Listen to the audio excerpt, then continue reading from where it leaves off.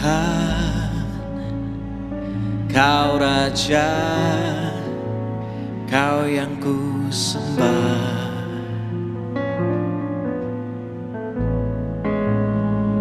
Yang hidup, yang bangkit, yang beri kemenangan. Kaulah anak domba yang berkuasa untuk selamanya.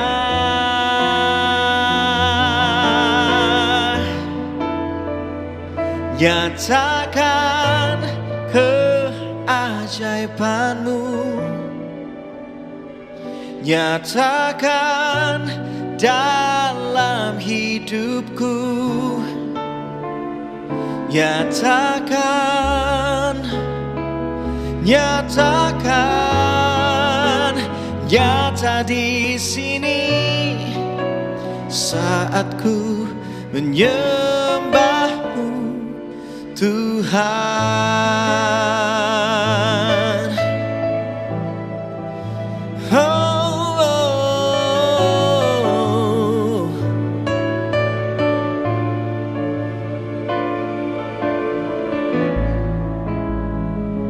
Kau Tuhan, Kau Raja, Kau yang ku sembah. Yes. Yang hidup, yang bangkit, yang beri kemenangan. Kaulah anak domba yang berkuasa untuk selamanya. Nyatakan keajaiban-Mu, nyatakan dalam hidupku, nyatakan, nyatakan, nyata di sini saat ku menyembah-Mu. Nyatakan keajaiban-Mu, nyatakan dalam hidupku, nyatakan, nyatakan, nyata di sini saat ku menyembah-Mu Tuhan.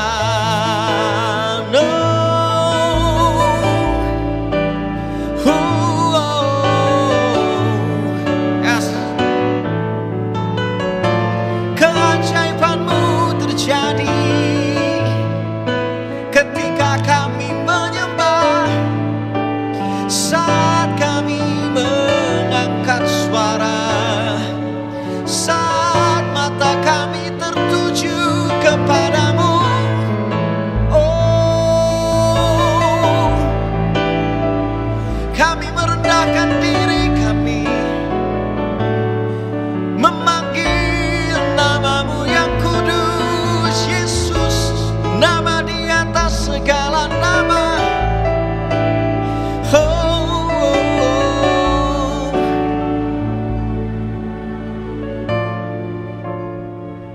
Nyatakan keajaiban-Mu.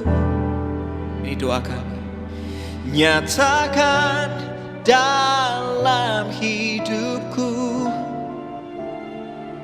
nyatakan, nyatakan, nyata di sini saat ku menyembah-Mu. Nyatakan keajaiban-Mu, nyatakan dalam hidupku. Oh, nyatakan,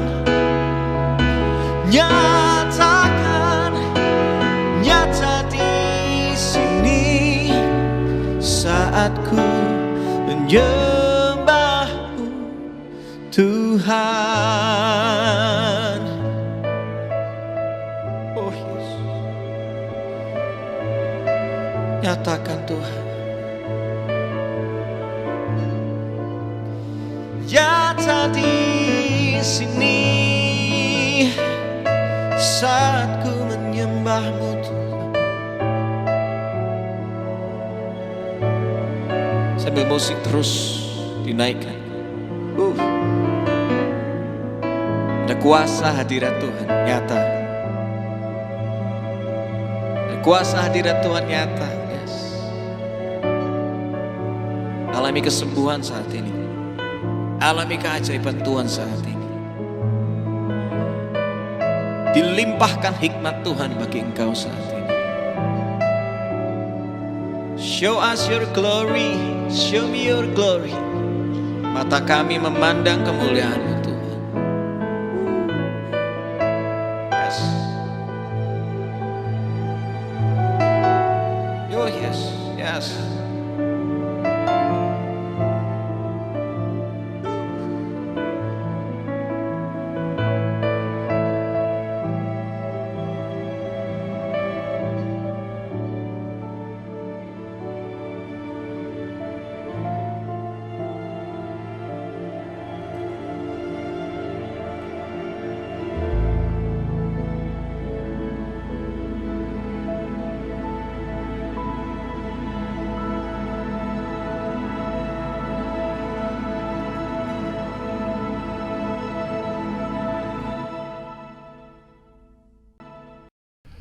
Shalom dan salam sejahtera saya ucapkan kepada semua jemaat yang dikasihi sekalian.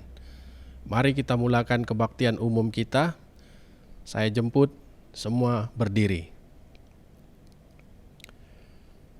Kita datang bersama sebagai keluarga Allah di dalam hadirat Bapa untuk mempersembahkan syukur dan pujian kepadanya, untuk mendengar dan menerima firman-Nya yang kudus, untuk membawa keperluan dunia kepadanya, untuk memohon pengampunan bagi dosa-dosa kita, untuk menemukan anugerah-Nya, agar melalui anak-Nya Yesus Kristus kita dapat memberikan diri kita kepada pelayanan-Nya. Tuhan beserta kamu dan beserta kamu. Jika kita berkata bahwa kita tidak berdosa, kita menipu diri kita sendiri, dan Allah tidak ada di dalam hati.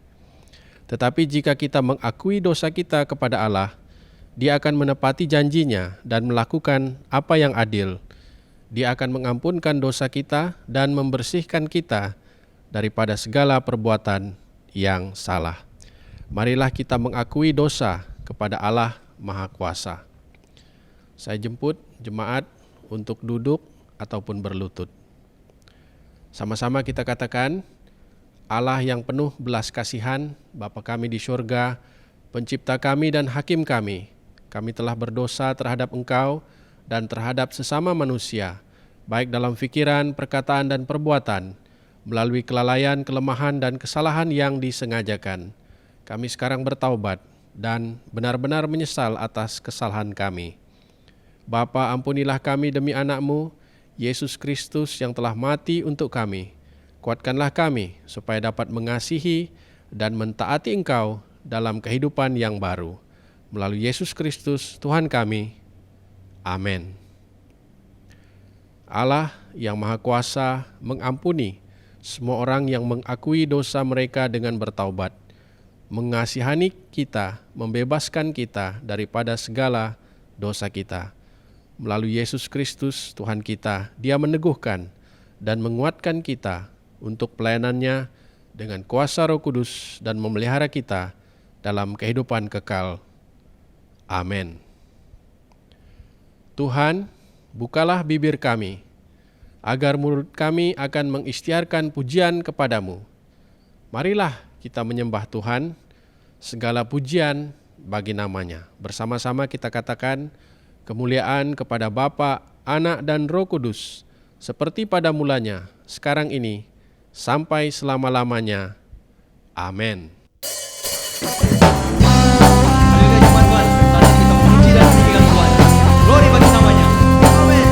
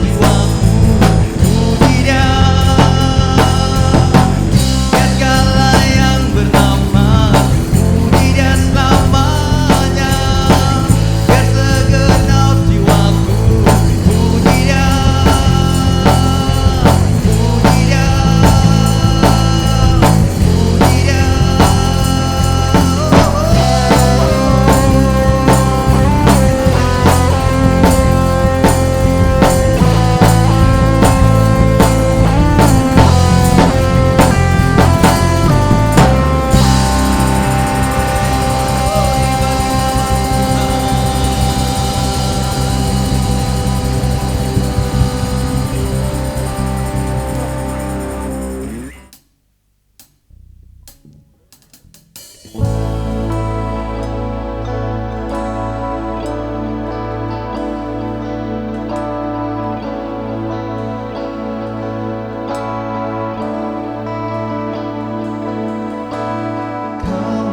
aman segalanya, kekal untuk selamanya, berkuasa atas dunia, Engkau ku puja.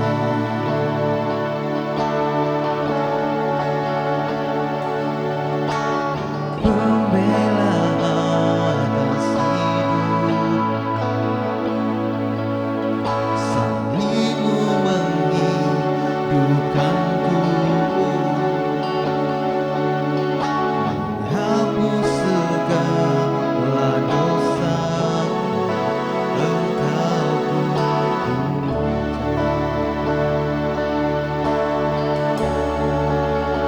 Tak yang bisa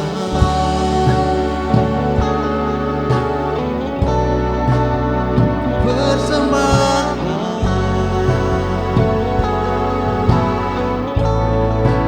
selain hatiku, Tuhan, semua bagimu. Tiada yang bisa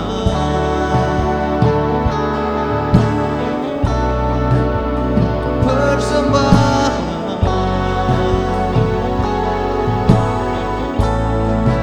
selain hatiku, Tuhan, semua bagimu.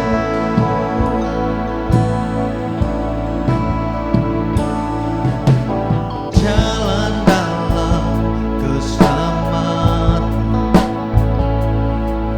Roh Kudus bersamaku,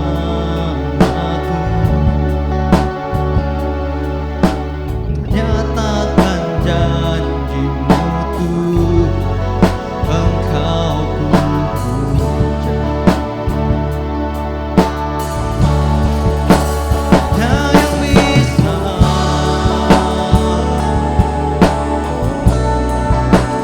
persembahkan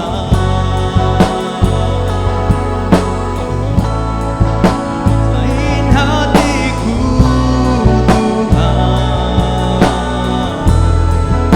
semua bagimu. Tiada yang bisa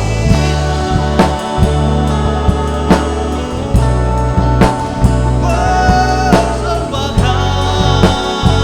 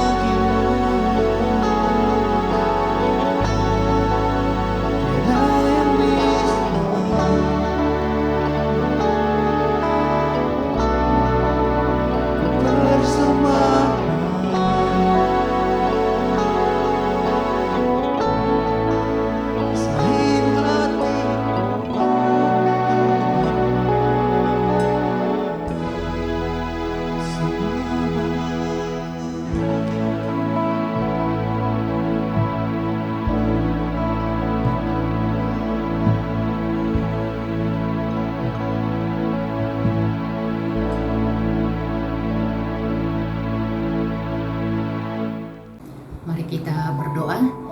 Bapa di sorga, terima kasih Tuhan Yesus untuk hari ini kami dapat beribadah kepada Engkau secara dalam talian. Kami bersyukur karena perlindungan penjagaan Tuhan kepada kami sehingga kami ada hari ini. Kami berterima kasih yang tidak terhingga kepada Engkau ya Bapa untuk setiap berkat, untuk setiap nafas, untuk setiap yang Tuhan telah melakukan bagi kami. Kami bersyukur ya Tuhan. Ampuni kami atas segala dosa dan pelanggaran kami ya Bapa, supaya kami tidak menjauh kepada Engkau dan kami dapat datang kepada Engkau mempersembahkan diri kami sebagai persembahan yang hidup, yang kudus dan tidak bercacat di hadapan Engkau ya Tuhan. Kami berdoa ya Bapa di sorga agar hati kami semakin mendekat dan melekat kepada Engkau ya Tuhan. Dan kami tidak menjauhkan diri daripada pertemuan-pertemuan ibadah walaupun secara di dalam talian ya Bapa. Kami mengucap syukur ya Tuhan Yesus untuk segala perkara. Sama ada perkara yang menyenangkan, perkara yang tidak menyenangkan ya Tuhan yang berlaku. Tetapi hati kami tetap mau berandal dan berserah kepada Engkau ya Tuhan. Karena Engkau sajalah Tuhan gunung batu kami, tempat perlindungan. Engkaulah Allah menjadi tembok kekuatan bagi kami ya Tuhan. Sehingga kami tidak menemukan kekuatan yang ilahi daripada tempat yang lain, melainkan Engkau saja. Oleh sebab itu ya Tuhan Yesus, kami serahkan kehidupan kami ya Bapa. Kami serahkan kehidupan kami, hati kami, pemikiran, perkataan, dan perbuatan kami ke dalam tangan Engkau ya Tuhan.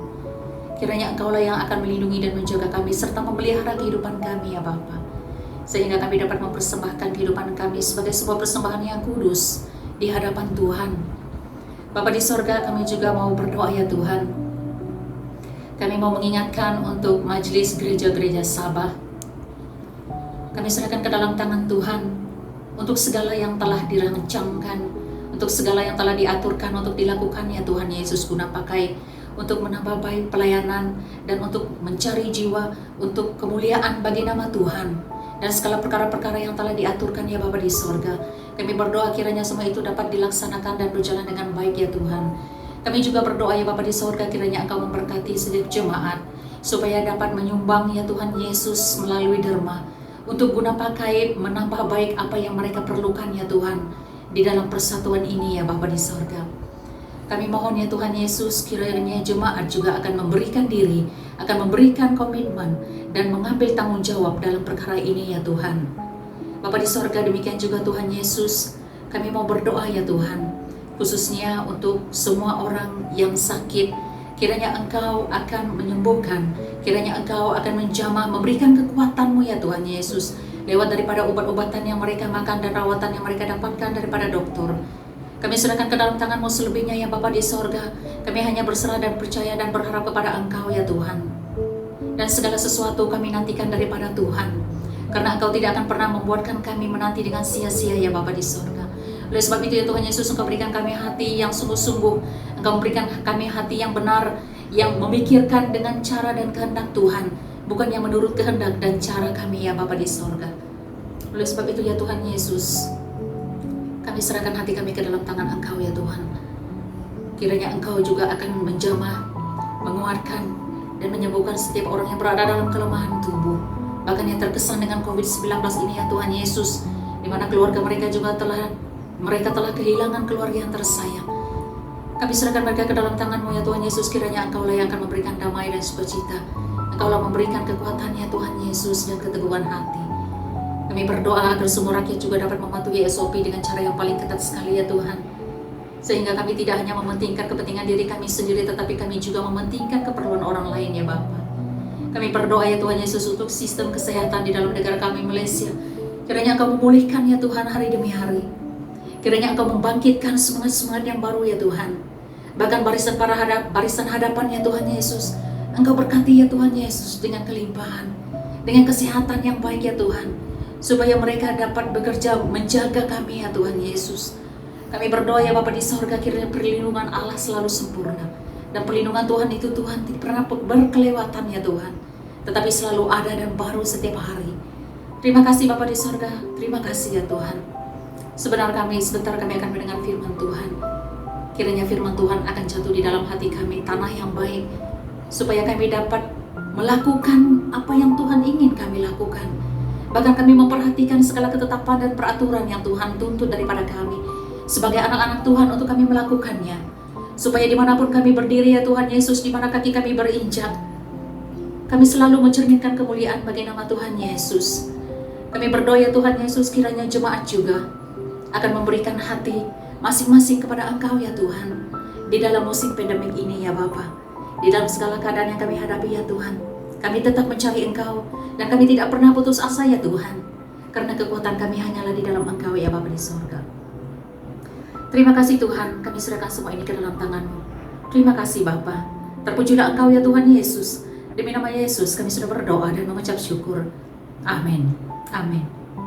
Pembacaan firman Tuhan diambil daripada 1 Petrus pasal 1 ayat 17 hingga 21. Dan jika kamu menyebutnya Bapa, yaitu Dia yang tanpa memandang muka menghakimi semua orang menurut perbuatannya, maka hendaklah kamu hidup dalam ketakutan selama kamu menumpang di dunia ini. Sebab kamu tahu bahwa kamu telah ditebus dari cara hidupmu yang sia-sia, yang kamu warisi dari nenek moyangmu itu bukan dengan barang yang fana, bukan pula dengan perak atau emas, melainkan dengan darah yang mahal, yaitu darah Kristus yang sama seperti darah anak domba yang tak bernoda dan tak bercacat. Ia telah dipilih sebelum dunia dijadikan, tetapi karena kamu, Ia baru menyatakan dirinya pada akhir zaman. Oleh Dialah kamu percaya kepada Allah yang telah membangkitkan Dia dari antara orang mati dan yang telah memuliakannya sehingga imanmu dan pengharapanmu tertuju kepada Allah. Demikianlah firman Tuhan. Shalom dan selamat pagi saudara-saudari dalam Yesus Kristus. Selamat datang ke hadirat Allah dalam ibadah bersama dengan keluarga pada pagi hari ini. Saatnya kita mendengarkan firman Tuhan. Sebelum itu kita berdoa terlebih dahulu. Bapa Surgawi, kami bersyukur kepadamu ya Allah, karena Engkau adalah Allah yang baik, yang telah memelihara, melindungi kami sepanjang hari-hari yang lalu, sehingga pada pagi hari ini kami boleh berkumpul bersama dengan keluarga, mensyukuri kebaikan-Mu, beribadah kepadamu. Dan saatnya Tuhan kami merenungkan firman-Mu, kami mohon pimpinan Roh Kudus-Mu membimbing kami untuk memahami firman-Mu ya Allah, menerima firman-Mu ke dalam hidup kami sebagai penuntun hidup kami. Terima kasih Bapa dalam surga, kiranya Engkau yang menyertai penyampaian firman-Mu ya Allah, agar kemuliaan-Mu dinyatakan melalui penyampaian firman pada pagi hari ini. Di dalam nama Tuhan Yesus kami sudah berdoa. Amin. Jadi firman Tuhan yang kita merenungkan bersama-sama pada pagi hari ini diberikan tema kepribadian Allah. Ada pepatah Melayu mengatakan tak kenal maka tak cinta. Oleh sebab itu untuk beberapa minggu ini ya, kita akan mengikuti siri khotbah yang membawa kita untuk lebih mengenal Allah, lebih mengenal Yesus Kristus dan lebih mengenal Roh Kudus. Untuk pagi ini kita memulakan siri khotbah ini dengan melihat kepribadian Allah yang dinyatakan oleh 1 Petrus 1 ayat 17 hingga 21 sebagaimana yang sudah dinyatakan sebentar tadi ya. Jadi daripada petikan yang sudah dibacakan tadi, kita membawa kita ataupun mengingatkan kepada kita akan latar belakang penulis ini, yaitu Rasul Petrus. Dia adalah seorang yang pernah mengikuti Yesus ketika di dunia ini dan akhirnya menyangkal Yesus sebanyak 3 kali. Tetapi selepas itu dia bertobat dan dilantik ataupun diangkat menjadi rasul, salah satu daripada rasul yang besar bagi Yesus Kristus. Dan daripada petikan firman Tuhan ini, Rasul Petrus memperkenalkan kepada kita siapa Allah itu ya. Allah adalah Bapa kita, Allah adalah penebus kita, dan Allah adalah hakim ya, yang menyatakan keadilan bagi kita. Kita akan melihat itu nanti. Jadi 3 hal indah tentang kepribadian Allah ini kita berharap akan memotivasi kita untuk lebih mengasihi Allah, untuk lebih menjalani kehidupan yang berkenan kepada Allah. Jadi kita akan mula melihat daripada ayat 17e yang berbicara tentang Allah sebagai Bapa. Ayat 17e mengatakan, dan jika kamu menyebutnya Bapa. Jika di situ menyatakan kepada kita bahwa bukan semua orang menyebut Allah sebagai Bapa, tetapi jika kamu menyebutnya sebagai Bapa, itu merujuk kepada yang dinyatakan oleh Yohanes 1 ayat 12, di mana dikatakan bahwa mereka yang percaya kepada Yesus, yang menerima Yesus sebagai Tuhan dan penyelamatnya, diberi kuasa menjadi anak-anak Allah dan Allah Bapa kita. Dan selanjutnya dalam 1 Yohanes 3 ayat 1 mengatakan, lihatlah betapa besarnya kasih Allah yang dikaruniakan Bapa kepada kita, sehingga disebut sebagai anak-anak Allah, dan memang kita adalah anak-anak Allah. Jadi kita bersyukur kepada Tuhan, di mana orang-orang yang percaya kepada Tuhan Yesus, yang menerima Tuhan Yesus sebagai Tuhan dan penyelamatnya, diberikan keistimewaan untuk menyapa Allah sebagai Bapa. Ya, dan apabila Allah itu adalah Bapa kita, kita diberikan janji-janji sebagai anak-anak. Ya, dan kita boleh melihat selanjutnya dalam perjanjian baru, ada banyak janji-janji yang diberikan oleh Allah sebagai Bapa kita kepada kita sebagai anak-anaknya. Ya, beberapa daripadanya contohnya dalam Matius 7 ayat 11, di mana kita di dalam ayat ini ya dinyatakan kepada kita sebagai Bapa, ya, Allah sebagai Bapa akan menjawab doa kita apabila kita berseru kepadanya. Dia akan memberikan yang baik kepada kita apabila kita meminta kepadanya. Jadi itu adalah peranan Bapa, ya, sebagai Bapa yang baik kepada orang-orang yang percaya kepada Yesus Kristus. Selanjutnya dikatakan bahwa sebagai Bapa, Ia mengampuni dosa kita, sebagaimana yang dinyatakan dalam 1 Yohanes pasal 1 ayat 9. Seringkali kita dengar ayat ini, ya, apabila kita berdoa pengakuan dosa, maka kita akan mendengarkan ayat ini yang mengatakan bahwa jika kita mengaku dosa kita, maka Allah adalah setia dan adil, mengampuni segala dosa kita dan menyucikan kita daripada segala kejahatan. Jadi itulah kepribadian Allah sebagai Bapa yang baik, ya. Dia memberikan kita keistimewaan, menyebut Dia sebagai Bapa kita. Dia menjawab doa kita apabila kita berseru kepadanya. Bahkan Dia mengampuni kita, ya, apabila kita mengaku dosa-dosa kita, bertobat daripada dosa-dosa kita, Dia mengampuni kita. Dan selanjutnya sebagai Bapa, ya, Dia tidak membiarkan kita menjalani kehidupan kita begitu sahaja, ya. Masanya Dia akan apabila kita menjalani kehidupan yang bertentangan dengan kebenarannya, maka Dia akan menegur dan membentuk kita, karena Dia mengasihi kita. Sebagai Bapa, Dia mengasihi anaknya. Sebagai Bapa, ada kalanya Dia perlu mendisiplinkan anaknya, ya, supaya anaknya kembali menjalani kehidupan yang benar sebagaimana yang dikehendakinya. Dan itu kita boleh melihat dalam Amsal 3 ayat 11 hingga 12, di mana di sana dinyatakan bahwa anakku, jangan merendahkan didikan Tuhan atau membenci tegurannya, sebab Tuhan menegur mereka yang Ia kasihi, sama seperti seorang ayah dari anak yang dikasihinya. Jadi Allah itu, ia adalah Bapa yang baik yang ada kalanya menegur kita. Kadang-kadang kita mendengarkan firman Tuhan seperti ini. Roh Kudus berbicara dalam hati kita, membawa kita menyadari akan kesalahan kita, dosa-dosa kita. Ada kalanya ada jemaat apabila kita menyampaikan firman Tuhan secara terbuka di gereja, ya, ada kalanya tersinggung karena firman yang Tuhan disampaikan itu menegur pribadinya, dan kadang-kadang dia menyalahkan pengkhotbah, mengatakan bahwa pengkhotbah ini menyatakan kesalahan saya di khalayak ramai. Sedangkan firman Tuhan disampaikan itu secara umum sebenarnya, tetapi Roh Kudus membawa kesadaran khusus dalam hati dia, yang berkaitan dengan hidup dia. Dan jadi ada kalanya Allah menegur kita dengan cara sebegitu, melalui penyampaian firman kita ditegur akan kesalahan kita. Dan sebenarnya apa yang Tuhan kehendaki adalah supaya kita bertobat. Apabila kita menyadari kita bertobat, ya, supaya kita boleh mengalami hadirat Tuhan selanjutnya dalam kehidupan kita, mengalami kebaikan-kebaikan Tuhan selanjutnya dalam kehidupan kita, ya.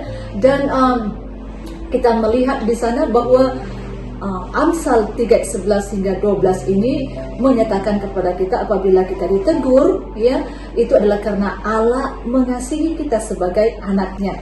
Nah, selain daripada kita ditegur melalui penyampaian firman seperti ini, kadang-kadang kita juga ditegur dengan cara yang lebih keras lagi, ya. Sebagaimana yang saya pernah dengarkan, ya, tentang seorang pemuda di mana dia sudah siap untuk ke gereja, tetapi kawan-kawan memanggil dia untuk pergi berrekreasi, menaiki motor, dan apabila dia mengikuti kawan-kawan dia, dan tidak pergi ke gereja sebagaimana yang dia berniat sebelumnya. Dia mengikuti kawan-kawan dia pergi berrekreasi. Ketika menaiki bukit, motornya terbalik, ya, dan dia mengalami luka-luka. Dan apabila satu masa saya bertemu dengan dia menyaksikan kepada saya apa yang dia telah lakukan. Sebenarnya dia sudah siap untuk ke gereja, tetapi kawan mengajak dia mengikuti kata kawan. Jadi kadang-kadang Tuhan menegur dengan cara yang sebegini, ya, untuk membawa umatnya itu kembali kepadanya, untuk memelihara apa yang lebih bermakna, lebih bernilai bagi kehidupan pribadi itu, ya, supaya dia boleh menjalani kehidupan yang akan membawa dia kepada kehidupan yang kekal pada akhirnya. Mungkin itu adalah cara Bapa yang baik, ya, menegur, mendisiplinkan supaya kita boleh menjalani kehidupan yang berkenan kepadanya, dan pada akhirnya kita boleh bersama-sama dengan dia di tempat di mana dia berada kelak. Okay? Dan selanjutnya kita melihat bahwa Allah sebagai Bapa yang mengetahui akan keperluan kita. Dan bila dia mengetahui keperluan kita, dia akan mencukupkan segala keperluan kita. Itu kita boleh melihat dalam Matius pasal 6 ayat 25 hingga 33. Di sana firman Tuhan mengingatkan kepada kita, Tuhan Yesus mengingatkan kepada kita, ya, kita diingatkan supaya tidak khawatir akan apa yang kita pakai, apa yang akan kita makan, apa yang akan kita minum. Karena apa? Di sana tuliskan, Bapakmu yang di surga tahu bahwa kamu memerlukan semuanya itu, dalam ayat 32b. Nah, jadi Bapa mengetahui segala yang kita perlukan, dan dia bukan hanya mengetahui segala yang kita perlukan, dia mencukupkan segala yang kita perlukan. Apabila kita mengandalkan dia, apabila kita terus menyadari dalam kehidupan kita bahwa dia adalah Bapa yang boleh kita andalkan, kita meletakkan kepercayaan kita kepada dia sebagai Bapa yang perhatikan keperluan kita, maka dia akan mencukupkan segala keperluan kita. Itu adalah Bapa yang baik. Allah adalah Bapa yang baik. Dan selanjutnya bukan hanya dia menyediakan keperluan jasmani kita, tetapi juga keperluan yang bersifat kekal. Ya, di mana dalam Yohanes 14 ayat 1 hingga 3, di sana dikatakan bahwa Bapa menyediakan tempat bagi kita untuk hidup bersama-sama dengan dia dalam kehidupan yang kekal kelak. Okay? Jadi dia menyediakan tempat, ya, untuk kita hidup bersama-sama dengan dia kelak. Jadi itu adalah Bapa yang baik. Jadi kita bersyukur kepada Tuhan untuk kita semua yang percaya kepada Tuhan Yesus, menerima Tuhan Yesus sebagai Tuhan dan penyelamat kita. Kita boleh menyapa Bapa, ya, Allah sebagai Bapa, dan kita boleh menikmati, ya, kehidupan sebagai anak Bapa kita. Dan selain sebagai Bapa, Allah adalah penebus kita, dan kita boleh lihat itu dalam ayat 18 hingga 21. Ayat 18 hingga 21 mengatakan, sebab kamu tahu bahwa kamu telah ditebus dari cara hidupmu yang sia-sia yang kamu warisi dari nenek moyangmu itu, bukan dengan barang yang fana, bukan pula dengan perak atau emas, melainkan dengan darah yang mahal, yaitu darah Kristus yang sama seperti darah anak domba yang tak bernoda dan tak bercacat. Ia telah dipilih sebelum dunia dijadikan, tetapi karena kamu baru menyatakan dirinya pada zaman akhir, oleh dialah kamu percaya kepada Allah yang telah membangkitkan dia dari antara orang mati dan yang telah memuliakannya, sehingga imanmu dan pengharapanmu tertuju kepada Allah. Jadi pada firman Tuhan ini kita diingatkan akan Allah yang menebus kita, bukan dengan barang yang fana, bukan dengan perak dan emas, tetapi dengan darah yang mahal, yaitu darah anaknya Yesus Kristus yang telah dipilih. Firman Tuhan mengatakan yang telah dipilih sebelum dunia dijadikan, karena dia adalah firman Allah dan menjadi pribadi, ya, Yesus Kristus untuk menebus kita dengan mati di atas kayu salib, menumpahkan darahnya yang mahal itu, ya, supaya kita boleh diperdamaikan dengan Allah Bapa kita. Jadi dikatakan bahwa oleh dialah, ya, kita percaya kepada Allah yang telah membangkitkan dia dari antara orang mati dan yang telah memuliakannya, sehingga iman kita dan pengharapan kita tertuju kepada Allah. Jadi kita bersyukur kepada Allah, ya, karena dia menebus kita dengan harga yang mahal, dan dengan mengenal Allah sebagai penebus kita, sebagai Bapa kita, kita mengenal siapa kita. Dalam 1 Petrus ayat 2 pasal 2 ayat 24 mengatakan, Ia sendiri telah menanggung dosa kita pada tubuhnya di kayu salib supaya kita mati terhadap dosa dan hidup untuk kebenaran. Ya, jadi dengan mengenal Allah sebagai penebus kita, maka kita mengenal juga diri kita sebagai orang yang berdosa. Dengan mengenal Allah sebagai penebus kita, kita mengetahui juga bahwa kita dengan kuasa Roh Kudus-Nya boleh mati terhadap dosa dan hidup dalam kebenaran. Dan oleh sebab itu, sebagai orang-orang yang percaya kepada Tuhan Yesus, mengakui sebagai Tuhan sebagai Tuhan dan penyelamat kita, mengakui Yesus sebagai pribadi yang diutus Allah untuk menebus kita daripada dosa-dosa kita, maka kita harus menjalani kehidupan sebagai orang-orang yang telah mati terhadap dosa dan hidup dalam kebenaran. Sebab itulah ya tujuan penebusan Allah bagi kehidupan kita. Jadi mari kita menjalani kehidupan yang berbeza daripada dunia ini, menjalani kehidupan yang tidak serupa lagi dengan dunia ini, sebagaimana yang dituliskan oleh penulis surat Roma dalam Roma pasal 12 ayat 1 dan 2, mengingatkan kepada kita supaya kita tidak lagi hidup serupa dengan dunia ini, karena kita menjalani kehidupan yang sudah ditebus dan menjalani kehidupan sebagai orang-orang yang benar sekalipun kita masih hidup dalam dunia ini. Ya, jadi mari kita bersama-sama apabila kita mengingat Allah sebagai penebus kita, kita juga mengingatkan diri kita bahwa kita telah mati terhadap dosa dan hidup untuk kebenaran.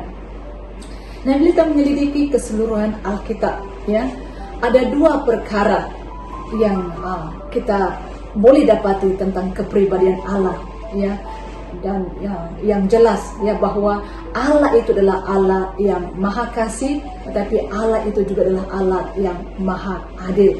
Dan dalam berkaitan dengan hal ini, ya, apabila kita yang sudah mengikuti perlengkapan LP3, kita boleh ingat kembali ya dalam buku yang kita diberikan itu dikatakan di sana bahwa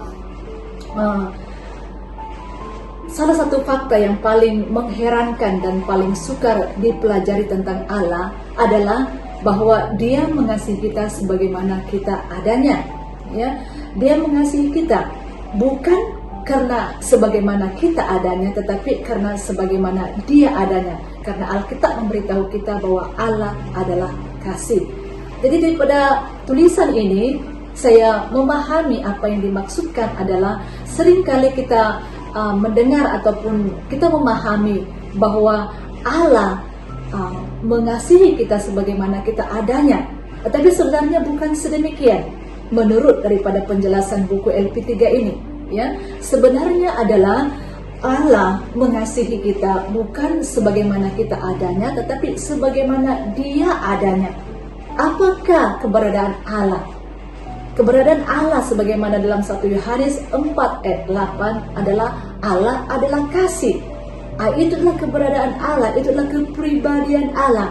Allah adalah kasih. Dan oleh sebab itu, maka Dia mengasihi kita sekalipun kita masih berdosa. Dia mengasihi kita, ya, oleh karena Dia adalah kasih.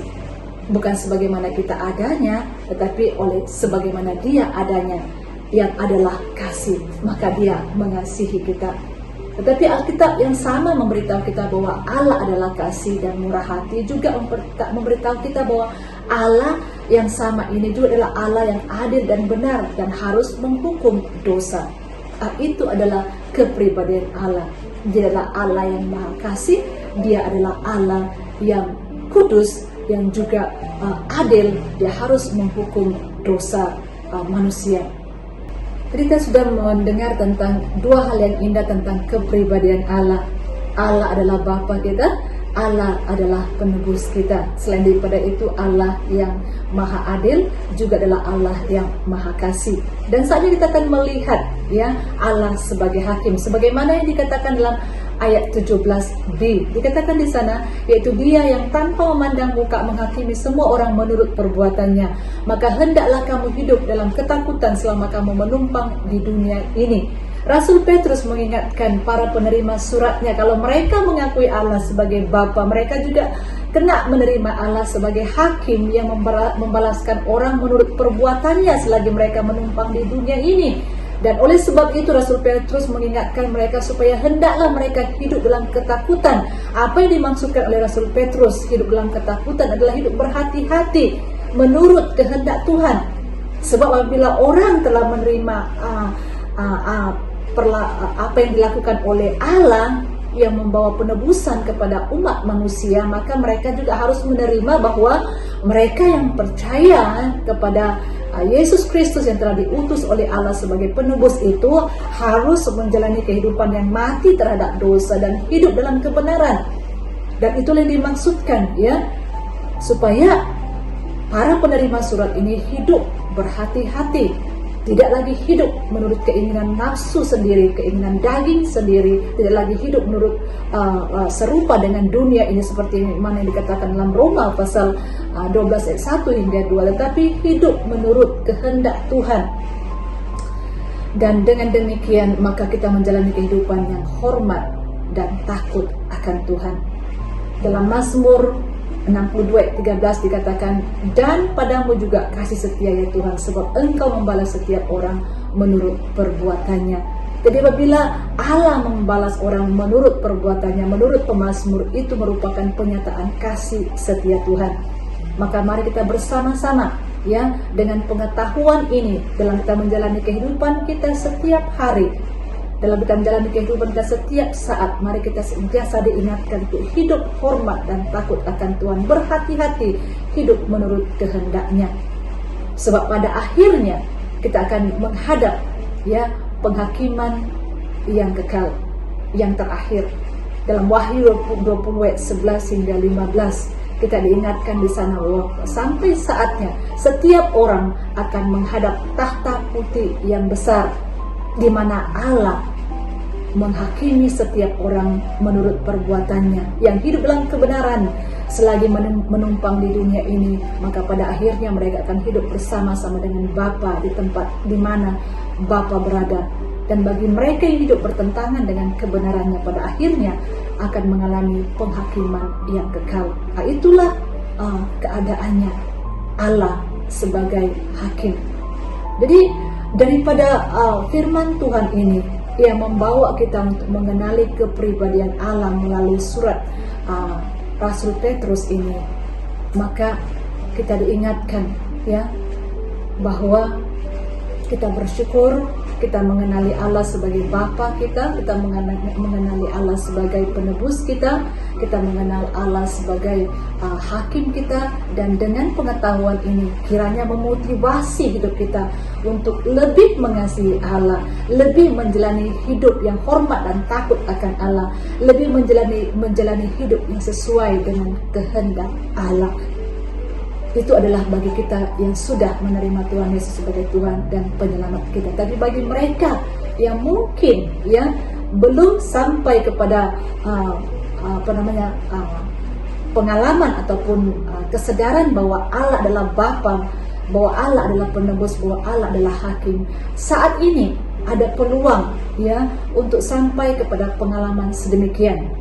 Yang langkah pertama, sebagaimana yang sudah kita dengarkan daripada firman Tuhan tadi, adalah menerima Tuhan Yesus, percaya kepada Tuhan Yesus, menerima Tuhan Yesus sebagai Tuhan dan penyelamat yang telah diutus oleh Allah untuk menebus manusia daripada dosa-dosanya dan memperdamaikan manusia dengan Allah.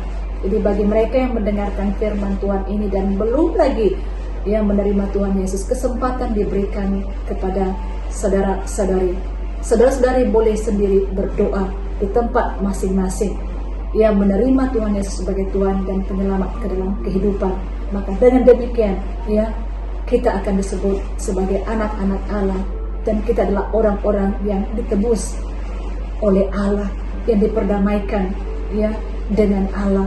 Dan selanjutnya kita adalah orang-orang yang dengan kesadaran bahwa Allah adalah hakim kita. Kita boleh menjalani kehidupan dengan berhati-hati supaya hidup berkenan kepada Allah, dan pada akhirnya kita boleh menjalani kehidupan kekal bersama-sama dengan Allah di tempat di mana Dia berada kelak. Mari kita berdoa. Bapa dalam surga, kami bersyukur kepadamu ya Bapa untuk firman-Mu yang Engkau berikan kepada kami sebagai petunjuk bagaimana seharusnya kami menjalani kehidupan kami. Dan kami bersyukur pada pagi hari ini Tuhan, sekali lagi kami diingatkan akan 3 perkara indah mengenai kepribadian-Mu ya Allah, bahwa Engkau adalah Bapa yang mengasihi kami, Engkau adalah penebus yang telah menebus kami melalui anak-Mu Yesus Kristus yang telah Engkau utus ke dalam dunia supaya kami diperdamaikan dengan Engkau yang ya Allah, boleh hidup bersekutu dengan Engkau ya Allah. Demikian juga Engkau mengingatkan kami bahwa Engkau adalah hakim yang menghakimi kami menurut perbuatan kami selagi kami menumpang di dunia ini. Dan kami berdoa agar dengan kesadaran sedemikian kami menjalani kehidupan yang lebih berhati-hati, hidup sesuai dengan kebenaran-Mu selagi kami masih hidup dalam dunia ini. Terima kasih Bapa dalam surga. Kiranya firman-Mu ini Tuhan terus hidup dalam hati dan pikiran kami, mengingatkan kami bagaimana seharusnya kami hidup selagi kami hidup dalam dunia ini. Di dalam nama Tuhan Yesus kami sudah berdoa. Amin.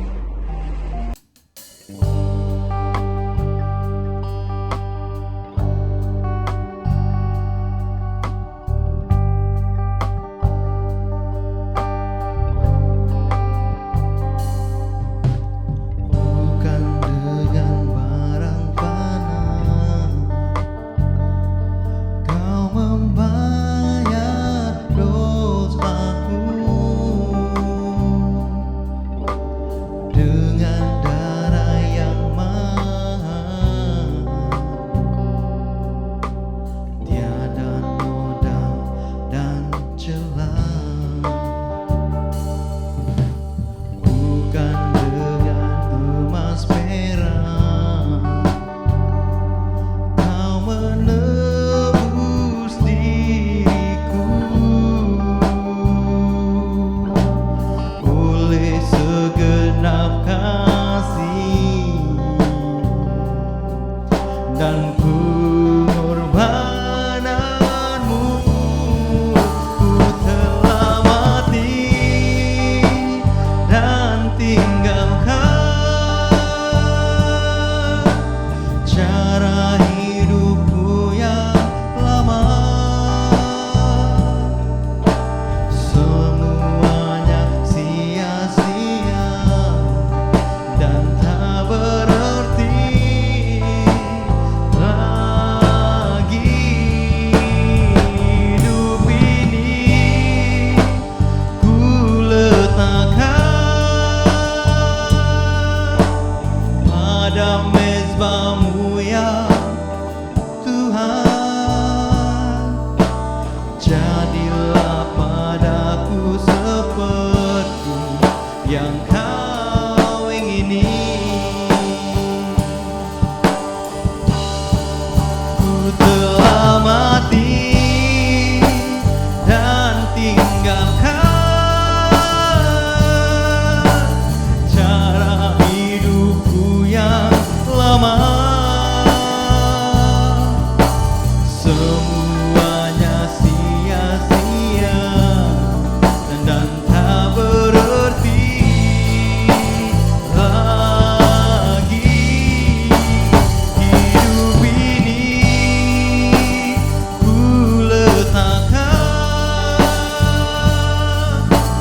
pada mezbah-Mu ya Tuhan.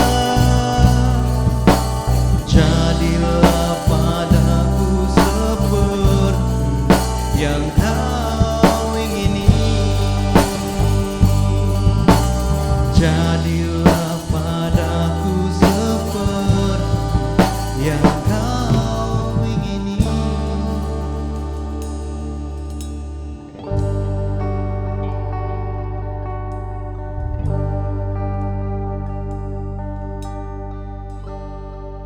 Mari jemaat, saya jemput untuk sama-sama berdiri. Kita melafazkan pengakuan iman rasuli. Bersama-sama, Saya percaya kepada Allah yang tunggal, Bapa yang Maha Kuasa, Pencipta langit dan bumi. Saya percaya kepada Tuhan Yesus Kristus, Anak Tunggal Allah, yang dilahirkan oleh anak darah Maria. Dia menderita semasa pemerintahan Pontius Pilatus. Dia disalibkan, mati lalu dikuburkan. Pada hari yang ketiga, dia bangkit. Dia naik ke surga. Dia duduk di sebelah kanan Bapa. Dia akan datang kembali untuk menghakimi orang yang masih hidup dan yang sudah mati. Saya percaya kepada Roh Kudus, gereja sedunia yang kudus, dan daripada rasul-rasul, pengampunan dosa, kebangkitan hidup, dan kehidupan yang kekal. Amin. Kita masuk dalam ruangan pengumuman, namun sebelum itu sekali lagi selamat pagi kepada semua jemaat Tuhan. Kita bersyukur kita boleh beribadah bersama-sama pada pagi hari ini. Ada beberapa pengumuman. Yang pertama adalah mengenai 40 hari doa dan puasa yang dianjurkan oleh NECF. Ya, jadi temanya ialah diamlah dan ketahuilah akulah Allah, yang dipetik dari Mazmur 46 ayat yang ke-10. Jadi untuk makluman semua jemaat Tuhan, kita akan mulai puasa pada tanggal 7 Ogos hingga 15 September yang sebenarnya sudah bermula, dan bahan-bahan doa tersebut sudah dikirim di grup WhatsApp gereja kita. Jadi Anda boleh perhatikan di sana. Kami mendorong supaya kita boleh bersama-sama berdoa dan berpuasa selama 40 hari.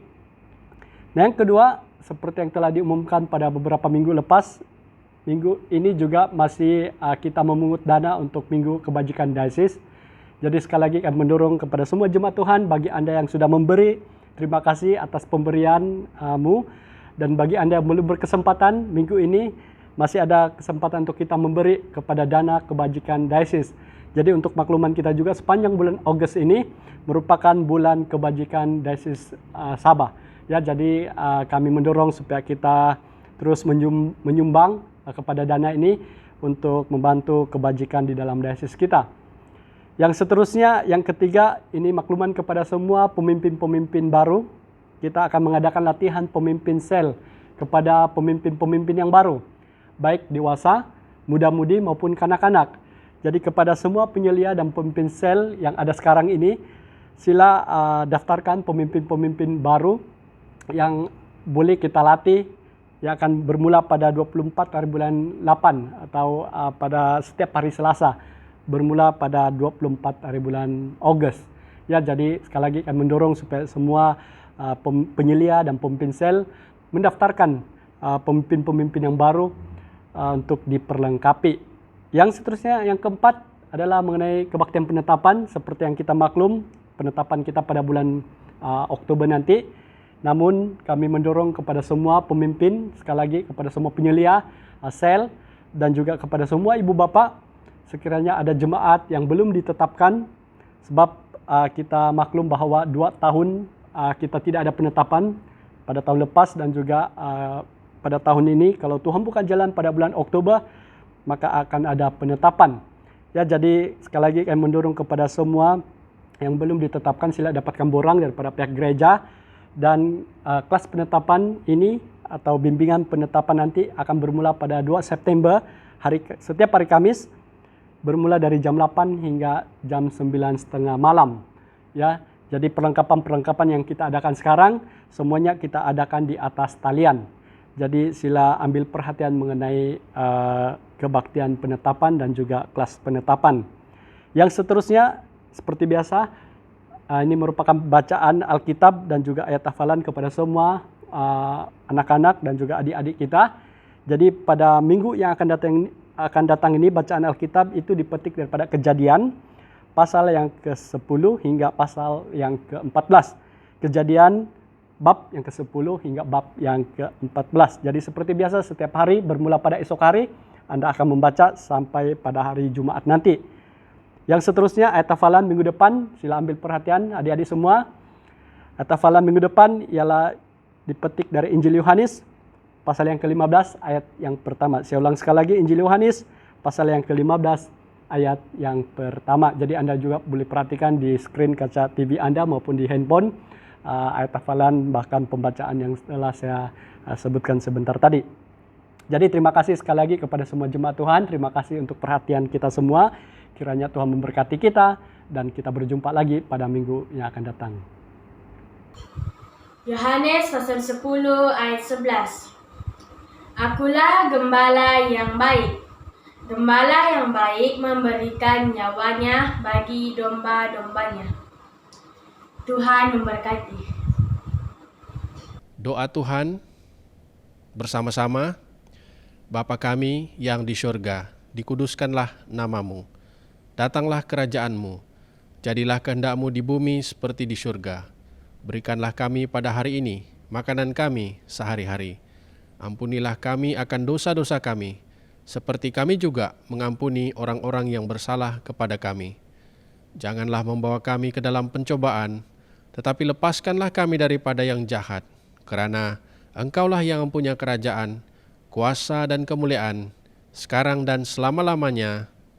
Amin. Ucapan berkat, kasih karunia Tuhan Yesus kita, dan kasih Allah, dan persekutuan Roh Kudus menyertai kita sekalian, selama-lamanya. Amin. Amin jemaat Tuhan. Mari bangkit untuk Yesus kita. Glory bagi namanya.